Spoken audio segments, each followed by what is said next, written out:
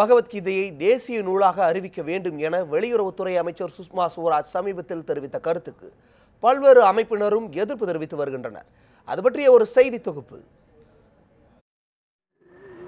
வள்ளுவர் கோட்டத்தில் நடந்த ஒரு போராட்டத்தில் கலந்து கொண்ட தா பாண்டியனிடம் பகவத்கீதையை தேசிய நூலாக அறிவிக்க வேண்டும் என்று அமைச்சர் சுஷ்மா ஸ்வராஜ் சமீபத்தில் தெரிவித்த கருத்து குறித்து செய்தியாளர்கள் கேள்வி எழுப்பினர்.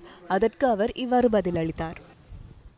எதை ஒரு பொது நூலாக தேசிய நூலாக அறிவிக்க வேண்டும் என்பது போகிற போக்கில் ஒருவர், அவர் எவ்வளவு பெரிய ஞானியாக இருந்தாலும் சரி, ஒருவர் தீர்மானிக்கக்கூடிய ஒரு விஷயம் அல்ல. சுதந்திர போராட்டத்திற்கு போராடியவர்கள் இது குறித்து பாரதிய ஜனதா கட்சியின் மாநில செயலாளர் வானதி ஸ்ரீனிவாசனிடம் கேட்டபோது அவர் பகவத்கீதையை தேசிய நூலாக அறிவிப்பதில் எந்த தவறும் இல்லை என்றார். இன்னைக்கு கூட பல்வேறு விஷயங்கள்ல மனிதனுடைய மனம் சம்பந்தப்பட்ட அகம் சார்ந்த எத்தனையோ விஷயங்களுக்கு தெளிவு கொடுக்கக்கூடிய ஒரு புத்தகமாக இருக்குது. அதை நாம் ஒரு பாரம்பரியத்தினுடைய சின்னமாக, ஒரு பெருமிதமான ஒரு பாரம்பரிய பெருமையினுடைய அடையாளமாகத்தான் பார்க்கணுமே தவிர அது மதம் சார்ந்த அந்த நூலை பிரிப்பது என்பது தவறு. அந்த வகையில் இந்த நாட்டினுடைய ஒரு தேசிய நூலாக அறிவிக்க சொல்லி அவங்க கேட்கறதுல தவறே கிடையாது.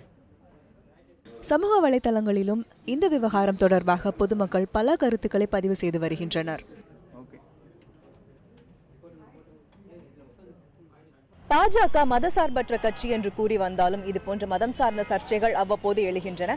அதற்கு பல கட்சியும் பல அமைப்பை சேர்ந்தவர்களும் எதிர்ப்பு தெரிவித்துக் கொண்டுதான் இருக்கிறார்கள். அத்தகைய எதிர்ப்பையும் மீறி பகவத்கீதையை தேசிய நூலாக அறிவிப்பதில் எந்த ஒரு தவறும் இல்லை என்று பாரதிய ஜனதா கட்சியின் தலைவர்கள் கூறியிருப்பது மதசார்புள்ள தோற்றத்தை உருவாக்குவதாக பலரும் கருதுகின்றனர்.